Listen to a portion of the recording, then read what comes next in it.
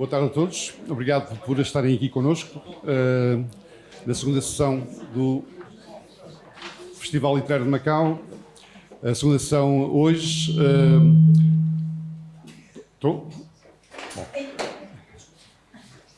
Depois de sessões em chinês e em inglês, ao longo desta tarde, vamos terminar em português com a apresentação da segunda edição do livro Macau, o Livro dos Nomes, autoria do Carlos Moraes José, agora acompanhado pela Sara Augusto.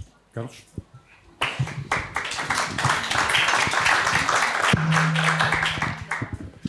Muito obrigado a todos que estão aqui. Este livro, portanto, a primeira edição deste livro surgiu em 2010 e eu achei sempre que ele estava um bocado incompleto, porque tinha só 50 sítios e eu achei que havia muitos sítios que eu gostava particularmente que tinham ficado de fora. E, portanto, pensei sempre aumentar este livro e fui, aliás, aumentando ao longo do tempo. Houve uma vez uma fotógrafa, que é a Inês Gonçalves, que é portuguesa, que passou por cá para fazer um trabalho e que comprou este livro e que disse que o livro é um livro que se prestava muito a ser acompanhado por fotografias e criar um álbum para esse efeito. E foi quando eu conheci a Sara e tive acesso à fotografia dela e ao estilo de fotografia que ela faz, pensei logo convidá-la, convidei-a e a Sara aceitou e então juntámos, portanto, mais 38 sítios e agora o livro tem 88 lugares. E é um álbum, vale pelas fotografias, basicamente.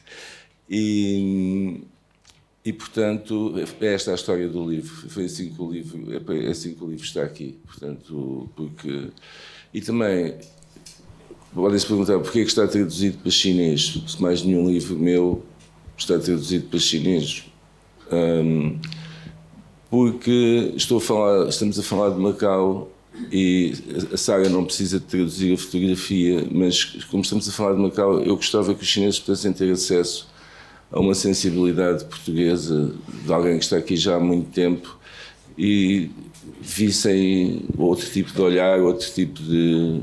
Ou pelo menos não digo que seja outro tipo, digo que vissem que nós também olhamos, nós também sentimos Macau de uma forma profunda, como se fosse nosso. E agora vou passar a palavra à Sara, que tem umas coisas para dizer também sobre o livro.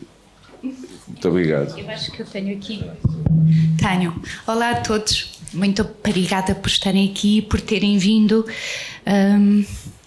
Sim, tenho algumas coisas a dizer em relação ao livro, é óbvio.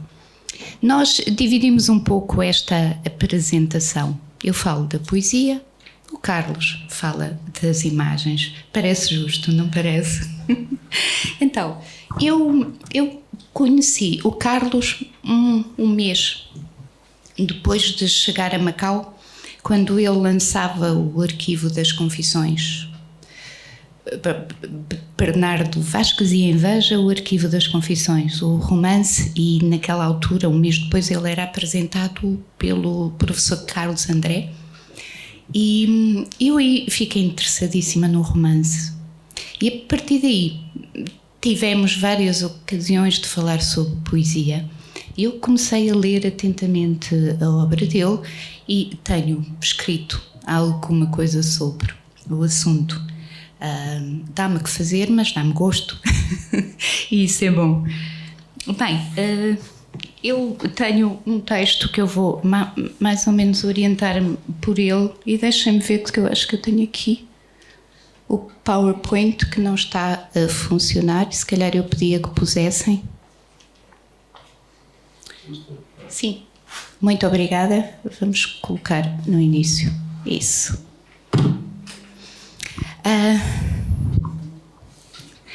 Eu tinha pensado falar da obra falando do sujeito poético, do eu e da paisagem.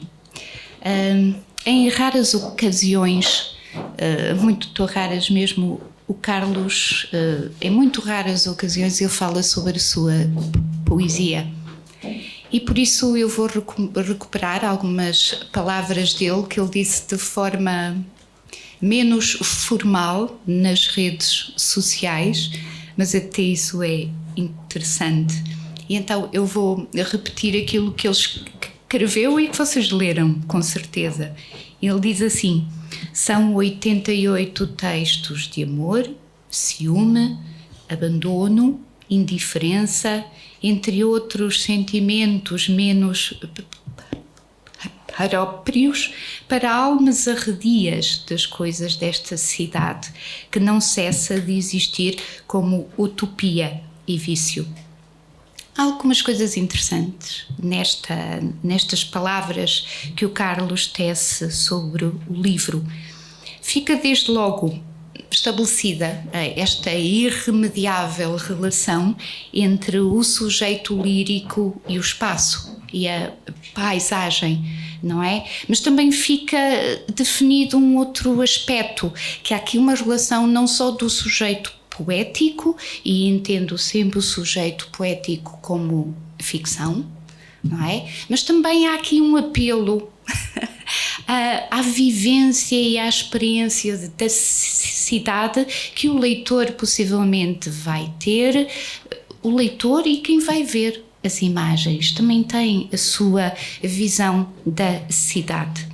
Bem, como o Carlos já referiu, o livro foi publicado pela primeira vez em 2010, com 58 textos, e agora tem uma segunda edição, claro, com 88, que é um número muito auspicioso, já me disseram, e nas imagens também, 88 que passam a acompanhar com a preciosíssima tradução para a língua chinesa.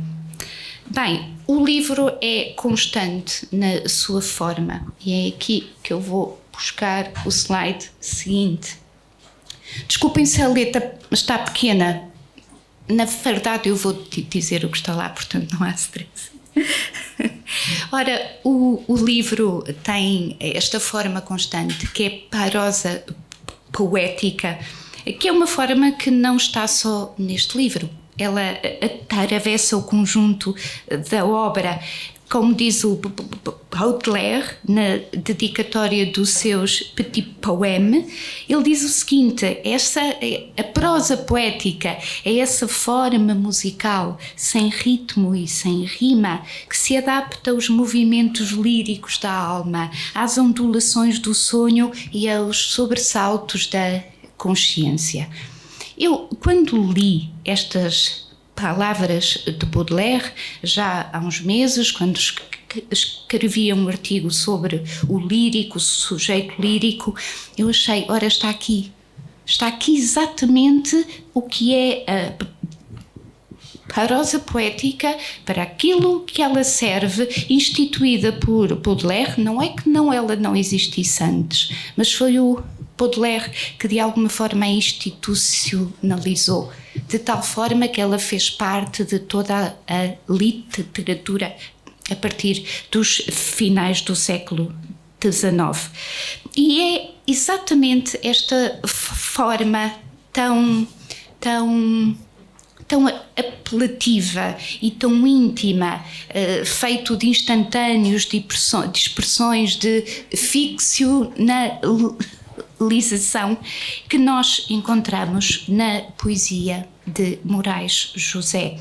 Mas é claro que Baudelaire fala sobre a sua cidade, o Carlos fala sobre a nossa cidade.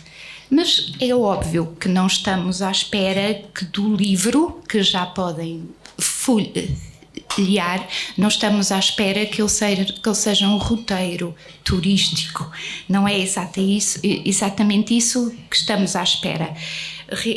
Na verdade, a relação com o espaço feito paisagem não é descritivo, mas é imaginado.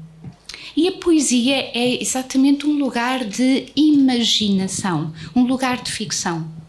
E o sujeito lírico, que é a voz que fala no texto poético, é uma entidade que ao mesmo tempo enuncia e sente. e tem esta função quase mágica de transformação do lugar, do espaço em paisagem e da paisagem, a partir da experiência, da vivência subjetiva, de transformar então o lugar em paisagem e a paisagem em arte.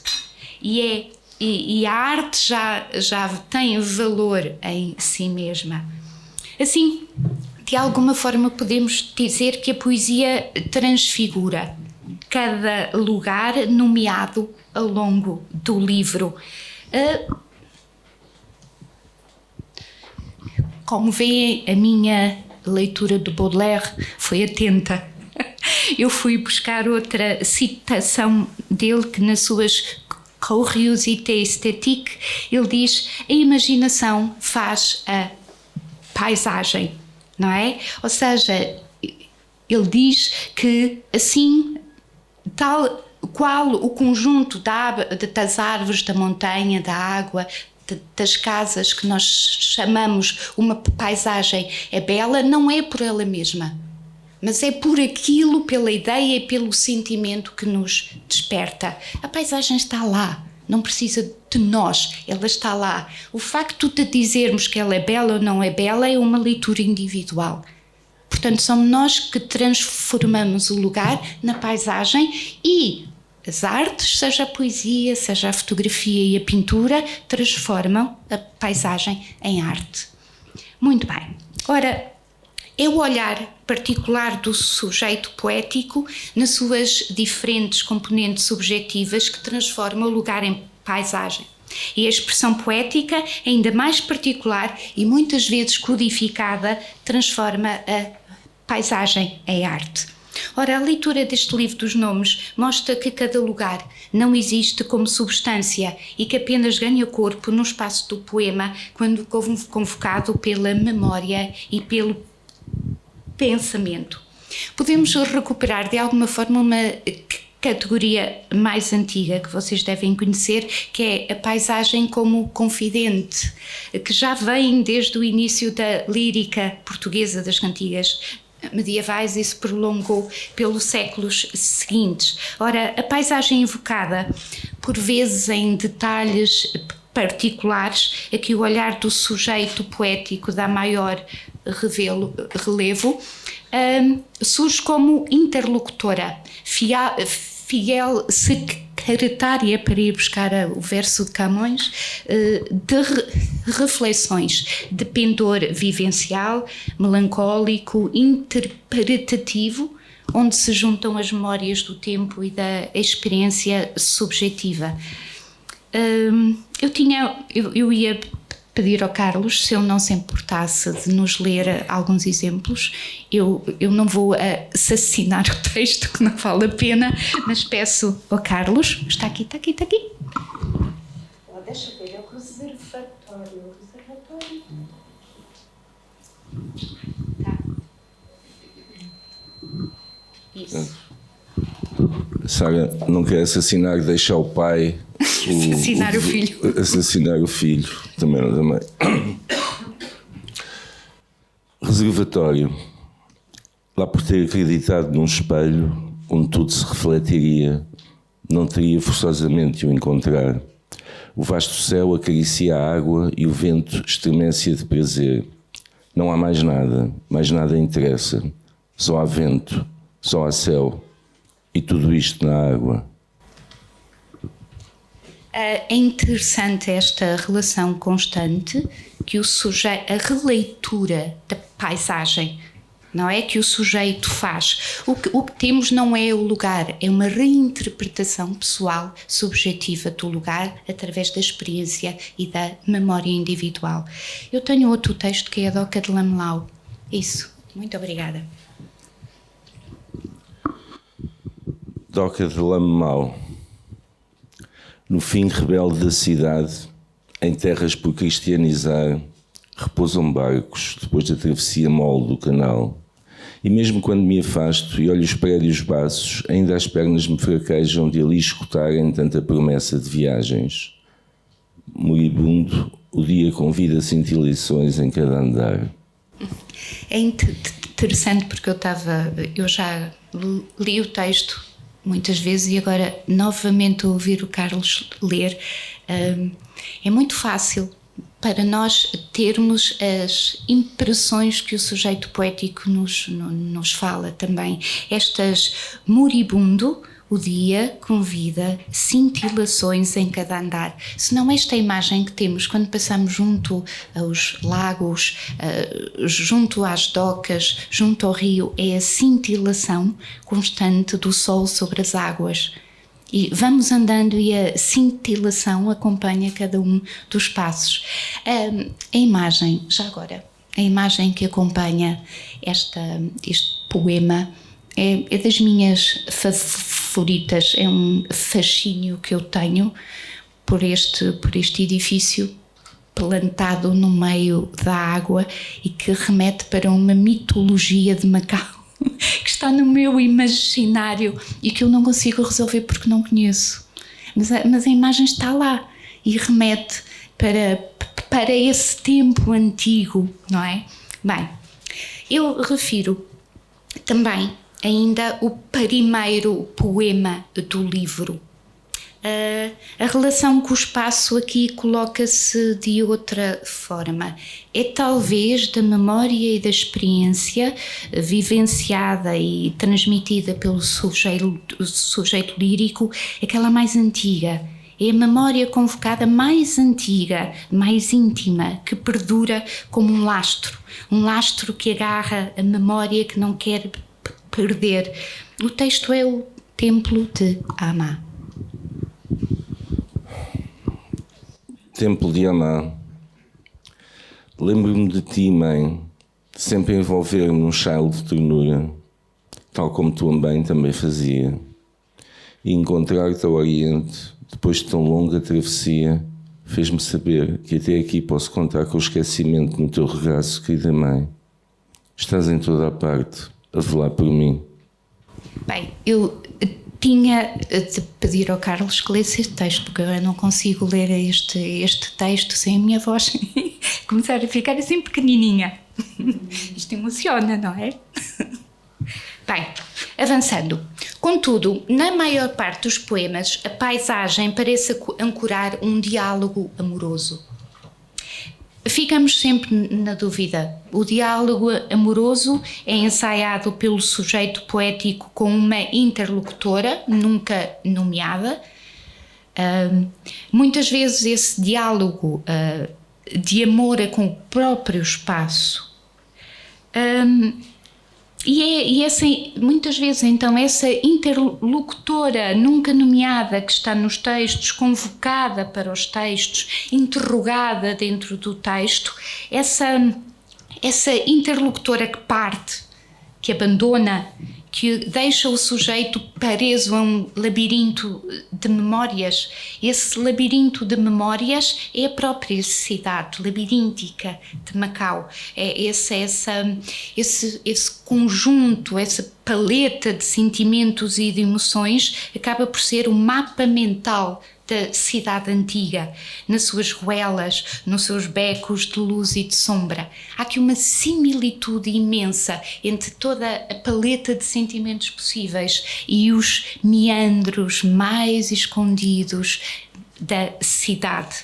Em poucos poemas essa interlocutora toma voz, mas mesmo quando ela o toma, numa ou duas situações, mantém-se o mesmo registro cadente, ritmado.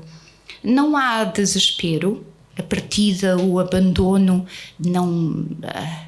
não fazem ranger os dentes, não é? Não há desespero nem ranger dos dentes, mas há sim uma constante expressão de melancolia que se torna cada vez mais sedimentada e até as horas mais felizes acabam por ser atingidas por essa melancolia, por esse cinza, por essa umidade, por essa parede manchada, que eu acho que é uma metáfora ótima para essa melancolia expressa pelo sujeito poético.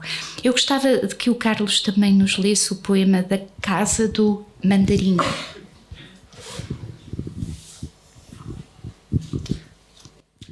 Casa do Mandarim. Vem, minha doce concubina, mas vem lenta, mal pisando a pedra fria do corredor. Despe suavemente a cabaia, com o deleite de alguém que se oferece à morte. Ao lado, suspira um grilo e um pássaro antigo dorme ainda no silêncio frígido da gaiola. Vem, minha doce concubina, descobre-me dormindo e ajoelhada cumprirás o ritual da madrugada. Muito obrigada. Um dos poemas mais significativos e que está aqui nesta imagem tem a ver com as ruínas de São Paulo, não é? Esse foi, depois podemos conversar sobre isso, porque foi um dos maiores desafios, foi fazer a imagem da capa para o livro. Bem, as ruínas de São Paulo é um pequeno texto, como os outros, também são pequenos, mas que eu gostava que vocês tomassem atenção a um facto. É o facto da história das ruínas se interligar de forma metafórica com a ruína íntima do sujeito e como os dois discursos alternam na mesma frase uns com os outros, não é? Um com o outro. Há uma sequência, há uma passagem de um para o outro e então é melhor ouvirmos. Ruínas de São Paulo. Os teus lábios soletravam a eternidade, baixinho, mas nas mãos trazias apenas um momento.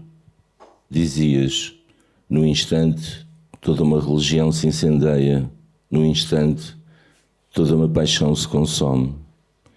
Subir uma escada é rogar uma promessa, depois mergulhou o fogo e foi nas chamas que surgiu a cruel revelação. O amor fora sempre uma fachada. Sob-me ruínas, a tua voz ao telefone.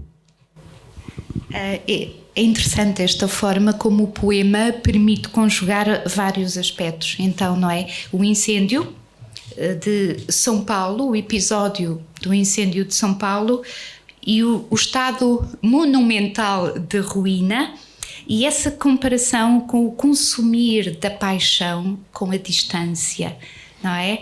E isso é feito de forma tão subtil no correr do texto. E é como se as ruínas de São Paulo fossem a melhor metáfora, não é? A palavra ruína é a metáfora que une o passado e o presente, a paisagem e a intimidade, ambos reduzidos a um símbolo imponente, não é? Mas aparente e inútil nas suas funções. A fachada de São Paulo é o que sobra. Foi o que sobrou, magnífico, monumental ruína. A paixão, o que fica, também fica em ruína, não é? Também há esta similitude, esta metáfora que se vai desenvolvendo ao longo do texto. O que nos leva também a uma das últimas partes, já estou a chegar ao fim, e terminamos também novamente com esta ideia da paisagem como metáfora. O percurso pelos nomes dos lugares desenha um mapa, como eu já disse, da cidade que não é mais do que a geografia do próprio sujeito poético. A paisagem é fundamental, é por isso que temos os nomes, é por isso que temos as imagens, mas não é mais do que o lugar do poeta sobre ela, nem mais do que a interpretação que dela faz. E esse nem mais é muito. Não é pouco, é muito. E eu gostava de ler com vocês apenas mais um texto, o texto Aeroporto, que não está aqui nestas fotos da exposição.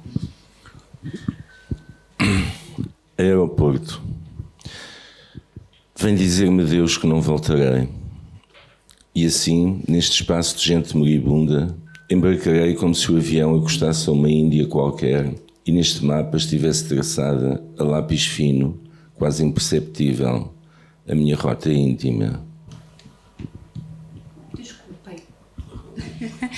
Agora já tem a imagem. E eu, além de todo o poema ser interessante, há uma parte no fim que o sujeito poético diz: a minha rota íntima. O aeroporto é um espaço, isto é interessante, não é? Porque o poema diz, eu vou repetir também algumas coisas, ele diz: venho dizer a Deus que não voltarei.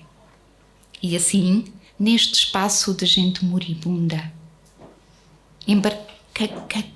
embarcarei como se o avião acostasse a uma Índia qualquer, não é? Ele fala depois, esse lápis fino, esse mapa que é a minha rota íntima. E eu queria focar para acabar exatamente nesta rota íntima. É que Macau, o livro dos nomes, o livro que temos aqui, que é uma pequena joia para mim, não é mais do que isso, do que uma rota íntima, desenhada pelo sujeito poético, que é uma personagem omnipresente em todo o livro. Mas é óbvio que eu espero que seja também, e foi para mim também, a rota íntima de quem lê e vê o livro nesta taríade que o compõe, não é? O nome do lugar, o poema e a imagem. E acabam por ser sempre três as vozes no livro que dizem o lugar, não é? Todas elas distintas, a do poeta e a memória e a experiência do poeta, a do fotógrafo e do seu olhar, com a sua memória e a sua experiência, e a do lugar, o lugar de Macau, que é por cada um imaginada. Contudo, todos eles repetem os versos de Peçanha que fazem a epígrafe do livro. Todos vocês conhecem estes versos do Camilo Peçanha. Imagens que passais pela retina dos meus olhos, porque não vos fixais. Gosto de pensar no livro como uma forma de fixar a imagem que nos passa pela retina, não é? Para acabar, ficam neste livro imagens e ficam palavras. O livro dos nomes. Não falamos sobre o título, na verdade. Macau, sim. O livro dos nomes. Este título, o livro dos nomes, acaba por dar uma grande amplitude, uma grande importância ao livro. É um título austero, de alguma forma, porque se aplica a textos religiosos, a textos fundacionais, não é? São o livro dos profetas, o livro dos salmos, o livro dos cânticos e agora o livro dos nomes. Mas o interior do livro não é austero, não é solene. É um livro cujo tom é íntimo e doce aos olhos e à memória de cada um de nós. A memória de cada um que torna o nome maior do que o lugar, não é? O lugar é aquilo. Somos nós que tornamos o lugar num nome sempre maior do que aquilo que ele é. Bem, para terminar, tenho que vos dizer que foi um gosto enorme fazer este exercício com o Carlos. Eu acho que estivemos juntos a trabalhar neste livro durante 1 ano e meio. Foi 1 ano e meio porque havia os textos, havia as imagens e o trabalho foi feito lentamente, com intervalos longos, mas demorou todo esse tempo a consolidar este complexo que constitui o livro. E talvez possamos depois mais falar sobre isso, se vocês tiverem curiosidade. Se não, eu vou passar a palavra ao Carlos. Pode ser?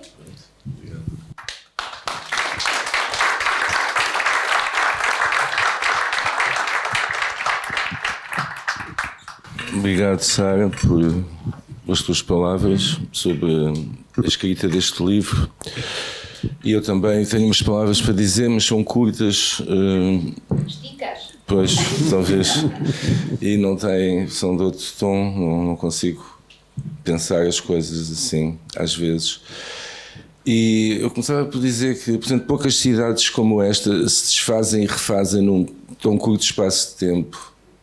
De tal modo que, ao invés de nela reconhecermos uma essência, um arquétipo, reconheçamos sem medo que essa essência, esse arquétipo, é precisamente a constante mutação da paisagem, a impermanência de um plano, quando esse plano existe, e o que finalmente permanece na nossa memória e na própria cidade são locos específicos, locais específicos, que nessa resistência à passagem do tempo e das ambições dos homens se sacralizam no seio da memória e da sensibilidade. Portanto, locos sacros, locos sagrados.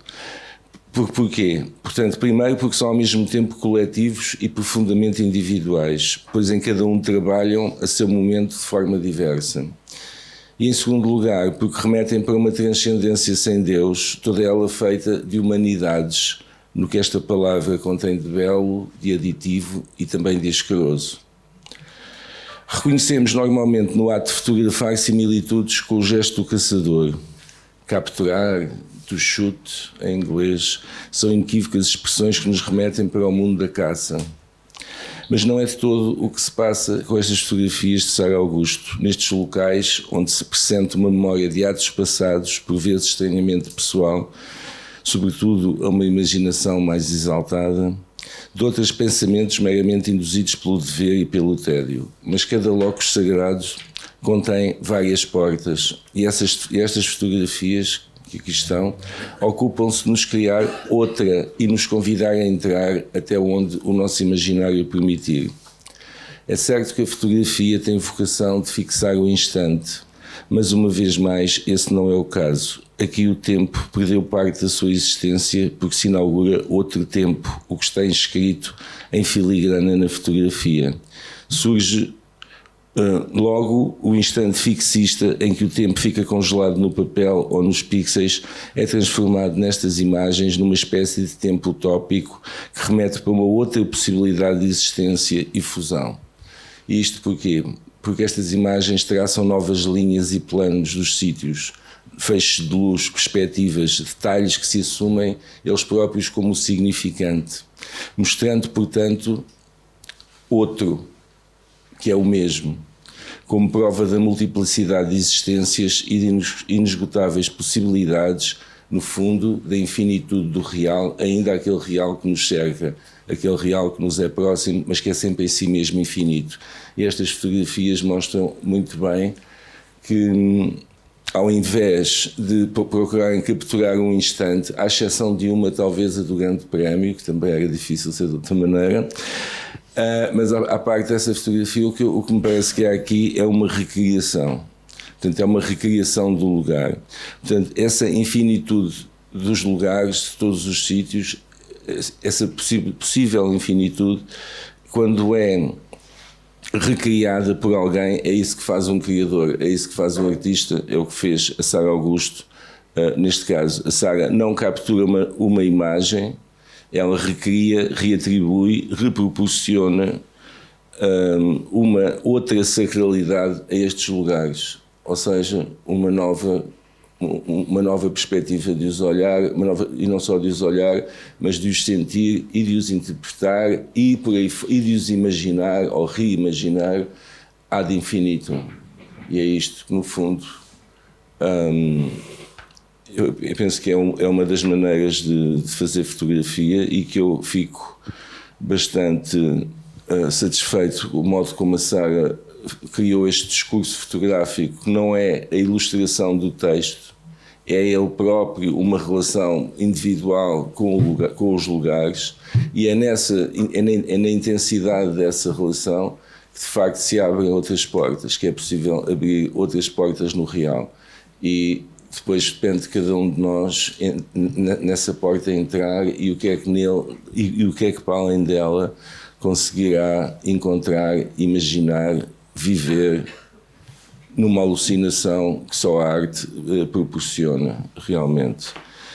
E, portanto, eu acho que chega, passava a palavra à Sara, se vocês querem fazer perguntas, acho que é agora o momento.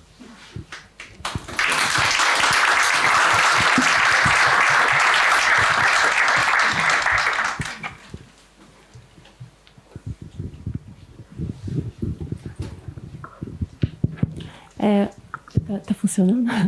Eu quero parabenizar, em primeiro lugar. Eu não conheço o livro, mas o que foi mostrado me parece um trabalho de muita sensibilidade e um trabalho muito bonito. Eu tenho muita curiosidade de saber como foi esse processo de criação, né, que é uma obra conjunta. E eu não sei se a maior parte dos textos surgiram da fotografia ou vice-versa, ou se como foi feito isso, né? Assim, se as imagens surgiram dos textos também, né? Eu queria que vocês falassem um pouco sobre isso.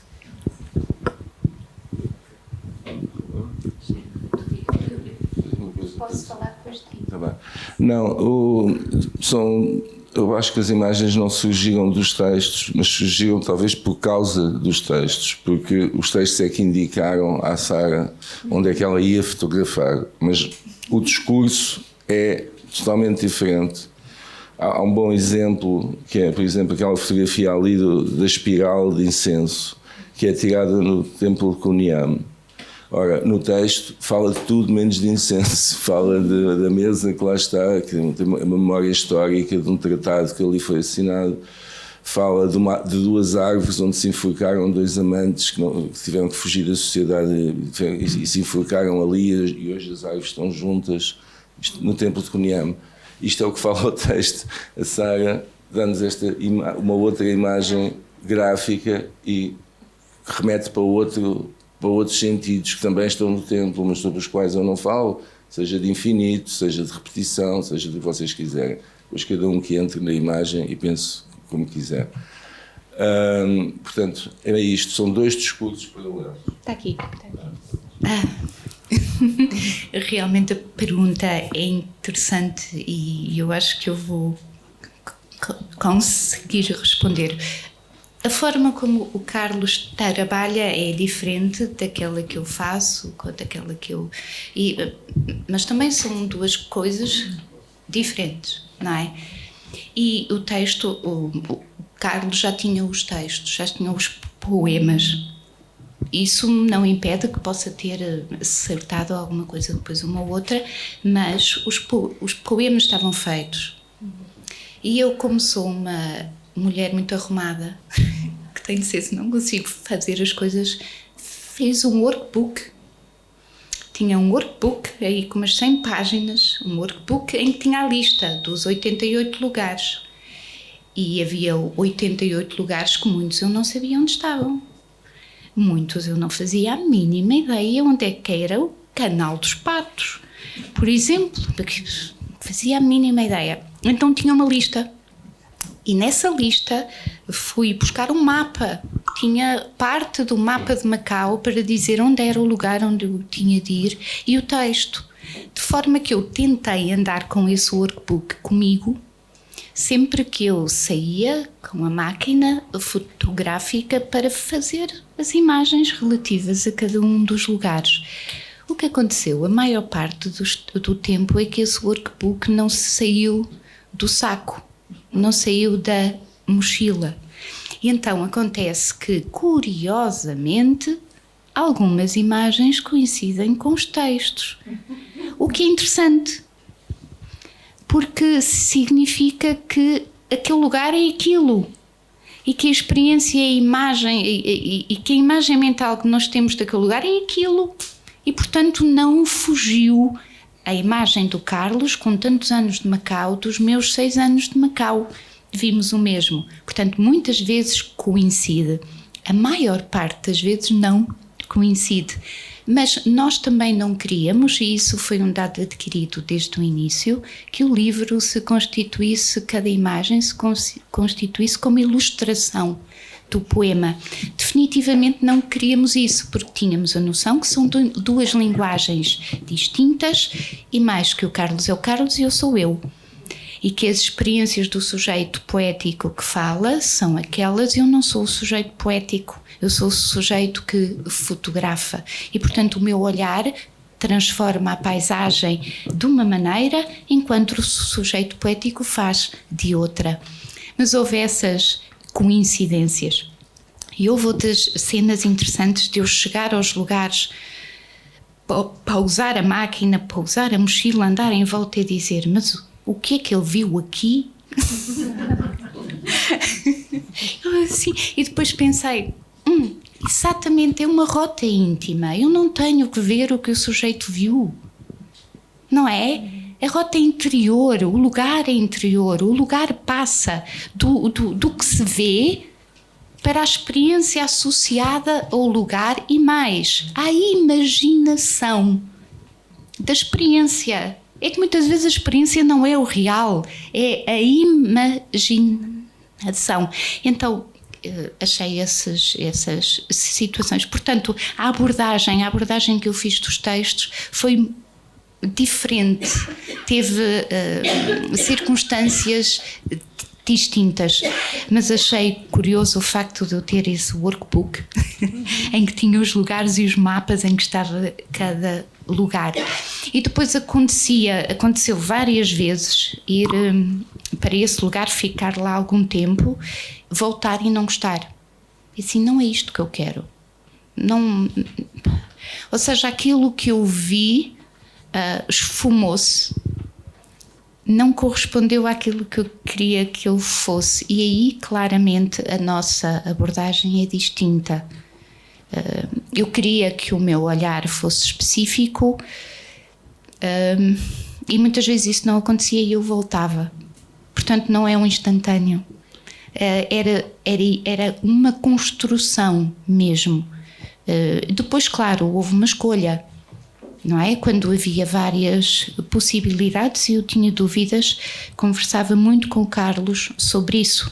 Discutíamos também sobre isso. Muitas vezes eu tinha uma opção, eu tinha outra, eu explicava, ele explicava e pronto,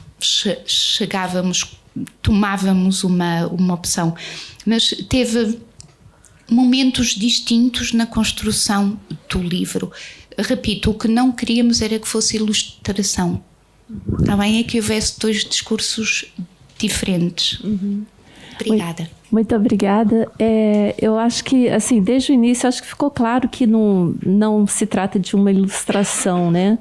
Eu acho que é bastante um diálogo, né? Acho que a pergunta era mais assim, quem que iniciou, ou quem iniciava mais o diálogo, né? Se era o texto ou se era a imagem, né? Mas muito obrigada pelas respostas. Houve algumas situações até em que se inverteu, não houve? Em que eu tinha a imagem e isso despertou o texto. Mas não foram muitas, na verdade, não foram muitas. Não sei se mais alguém quer perguntar alguma coisa, alguma curiosidade em relação à construção do livro ou outro aspecto. Olá, muito boa tarde. Muitos parabéns pela iniciativa. O meu nome é Sofia Linhares e eu gostava de lhes perguntar a si, porque conheço a menos do que ao Carlos, se o olhar da câmara que captou, portanto,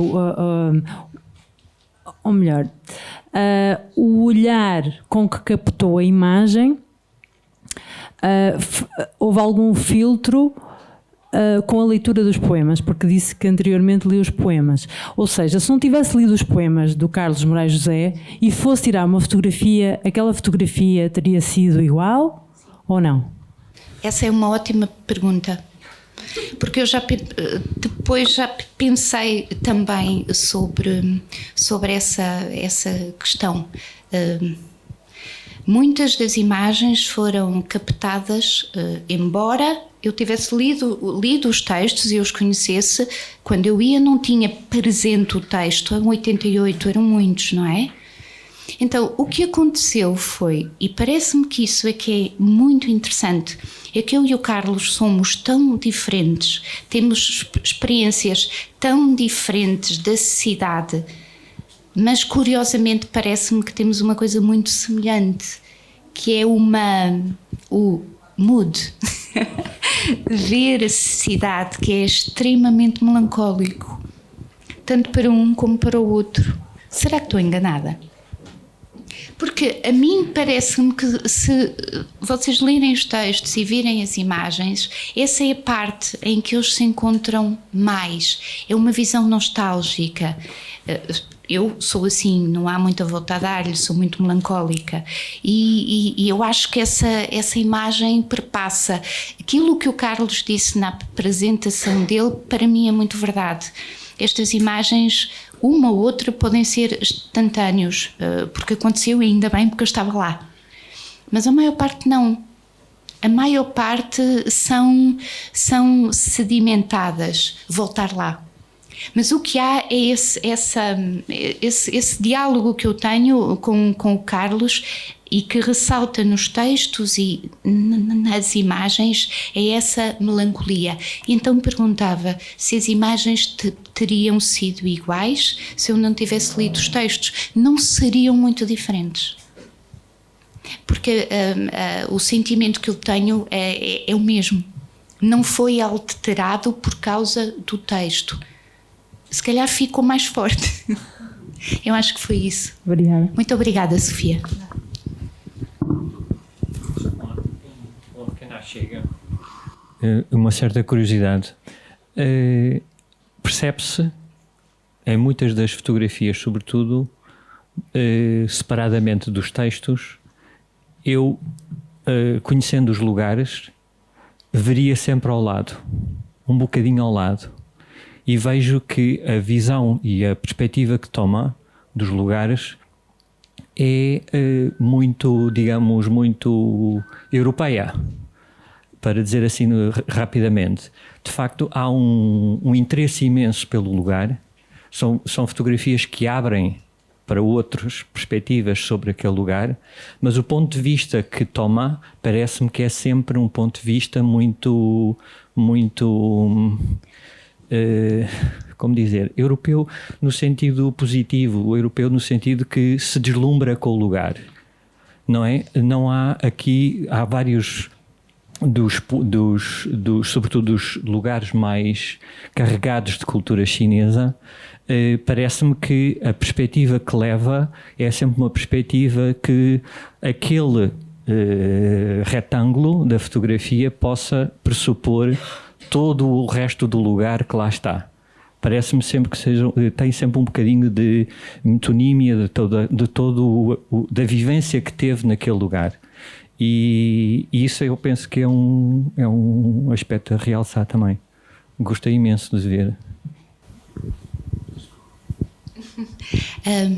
As imagens que estão aqui expostas são 24, penso eu. 24, sim, são 24.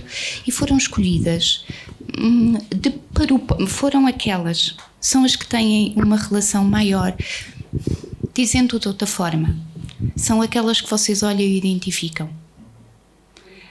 As outras, quem vir as outras do livro talvez tenha alguma dificuldade porque estão mais ao lado.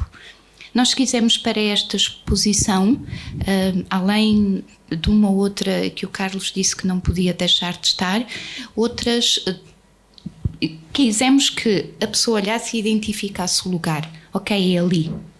Aquela lá ao fundo que tem o canhão apontado para o Caran de Lisboa, por exemplo, é óbvia, não é? Não é uma imagem óbvia. Se formos ao Facebook ou ao Instagram, estão lá, sei lá, milhares delas.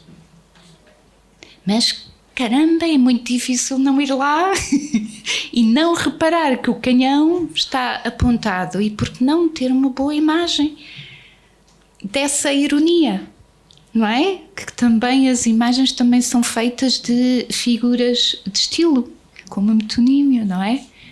Sim, agora, as que nós escolhemos e que podem induzir a uma outra leitura, exatamente, estas permitem, as que estão expostas, permitem uma relação com o espaço mais rápida. Sim, sim. As outras, algumas não, algumas são visão minha. E quem vê a foto, a não ser que veja o nome, não consegue associar. A dos templos, Carlos, é verdade, há um fascínio, não é? Esse maravilhamento, claro que sim. Negá-lo como? Não tem como, não é? Há lugares da cidade que me apaixonam e isso está visível. Obrigada.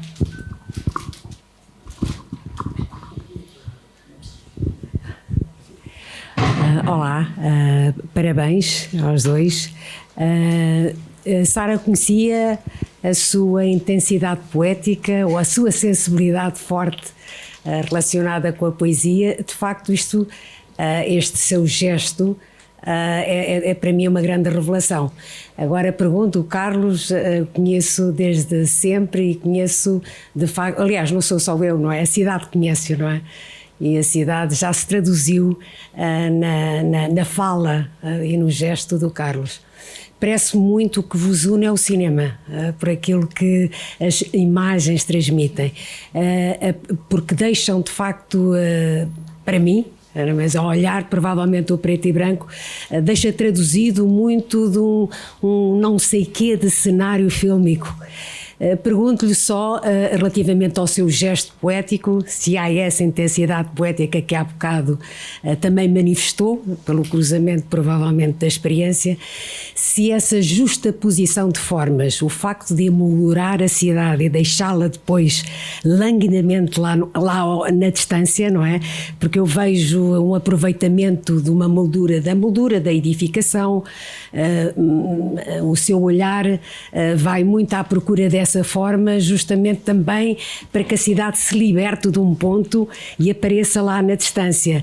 Pergunto-lhe se a cativou esse tipo de forma, se é uma linguagem que procurou na sua revisitação da cidade ou por enfim, alguma ideias, não é, claras, verificadas no texto do Carlos, qual é, e na verdade gostaria de saber essa busca, essa procura. Sim.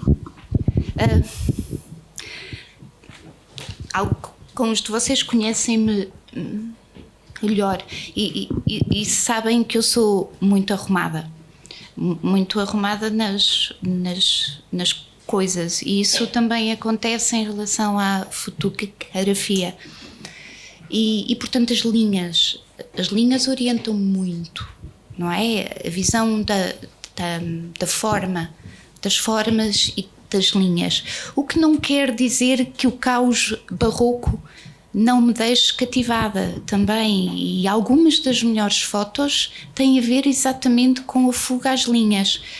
Algumas têm esta parte arquitetónica que as orienta, a moldura, não é? Que as ordena, está ali, mas está arrumado, as linhas estão direitas e eu não tenho muito como fugir a isso porque faz parte de mim. Agora, há o desafio sempre do barroco, da confusão, do caos, e também essa parte é muito, muito desafiante, e para mim as minhas melhores imagens do livro são as que fogem à linha arquitetónica, ou seja, há essa dualidade dentro de mim, é o responder àquilo que eu sou e o desafio de fugir daquilo que eu sou para me ultrapassar. Às vezes é difícil mesmo. Sim. Eu sei que o Carlos já lançou em 2010, não é? Portanto, são textos já lidos e conhecidos de todos. Mas eu também fico agora curiosa, Carlos. Será que... Eu vou fazer a pergunta, mas não estou certa. Será que os textos. Se eu tivesse as imagens feitas, se eu tivesse 88 imagens e pedisse, Carlinhos, estão aqui, 88 imagens, como é que era? Eu acho que fazia como tu. Acho que é impossível. Não, acho que aprendi com o mestre Baudelaire que quando nós escrevemos sobre qualquer coisa, o objetivo é o texto que estamos a fazer e não a obra que estamos a descrever. O mais importante é o nosso texto. Portanto, a obra é só um pretexto para fazer um belo texto. Portanto, foi o que a Sara também fez, umas belas fotografias a partir de um texto. Não é a partir do texto, por causa de um texto, ou de vários textos. E, portanto, se um fotógrafo chegasse ao pé de mim e eu tivesse interesse no trabalho, com certeza que faria o meu texto, o meu trabalho, e seria por causa daquele fotógrafo me ter apresentado as fotografias, mas não sobre. Eu gosto de usar aquela expressão do Gilles Deleuze, que é montar sobre um autor e fazer-lhe um filho nas costas. Portanto, e depois esse filho das costas é que é a tua obra de arte, é sobre o outro, mas é sobre mesmo fazendo tropeçar, fazendo gritar, eventualmente, mas de qualquer modo sempre um produto o mais importante seria o texto e não a submissão às fotografias, por assim dizer.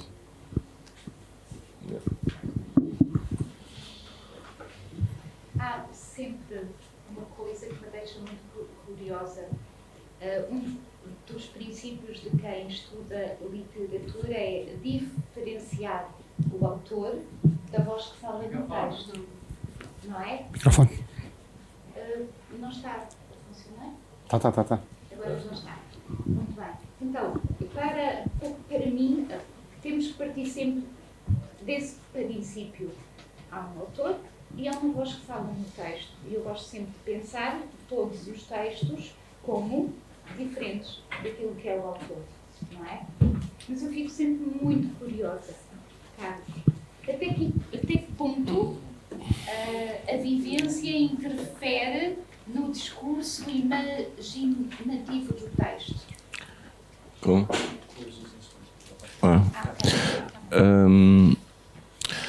Pois é as vozes, não é? São as vozes que surgem e é o que chamam de despersonalização. Não sei se é bem isso ou se é acho que é talvez ao contrário. É a convocação de vozes. Por exemplo, um dos meus textos favoritos, provavelmente ninguém gostará muito, é sobre o chá, na casa de chá. E o que é que acontece nesse texto? A voz é a voz da água ou a voz das folhas de chá sobre a qual a água é derramada e esse amplexo sexual entre as folhas de chá e a água. E em que é que isso resulta? Olha, aqui está um exemplo, eu não sou nem a água nem as folhas de chá, I presume, mas foi isso que eu já vi tantas vezes isso acontecer, que é a água cair sobre as folhas abrirem-se e exalarem um cheiro maravilhoso, que isto para mim tem alguma conotação sexual, na verdade. E portanto, quando fui escrever sobre a casa de chá, foi isso que imediatamente me veio, essa voz das folhas ou da água, já não me lembro qual delas é que interpretei na altura, da água a ferver sobre as folhas, que disputou o texto. Noutros casos há vozes femininas, há vozes de pedras, há vozes de montanhas, há vozes de nuvens, tanto faz, porque nós somos tudo isso, não é? Num determinado momento nós somos tudo isso porque temos esse poder de invocar espíritos, de fazer como faziam os antigos feiticeiros, não é? Ao invés de fazerem exorcismos, faziam adorcismos, faziam ser possuídos por deuses e agirem em conformidade. Talvez para nós superarmos a nossa mediocridade da nossa existência, aquilo que mediocremente somos a todo momento, com pensamentos idiotas e deslocados de algo que tenha realmente interesse, será exatamente essa invocação, esse adorcismo, em que nos conseguimos transformar em mais do que aquilo que somos e, se calhar, aspirar de uma forma quase ridícula a uma visão da totalidade, nem que seja numa frase, num momento, num verso. Que é isso que tem sido o grande combate sempre da poesia, que é conseguir transmitir às pessoas, não só através da razão, mas também da musicalidade e do encantamento que um verso eventualmente pode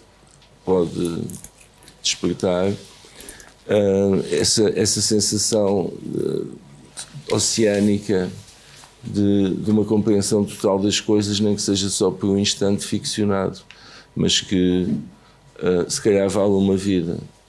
Para alguns valerá uma vida, para outros valerá um bocejo. Nós somos assim, somos horríveis, portanto, é isto.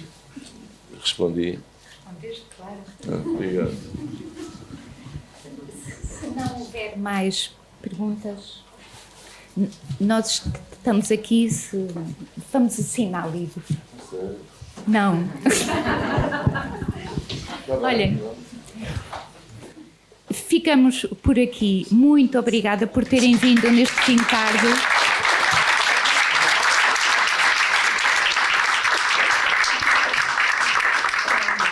Espero que possam usufruir do livro, das imagens. Sim? Ok. Muito obrigada.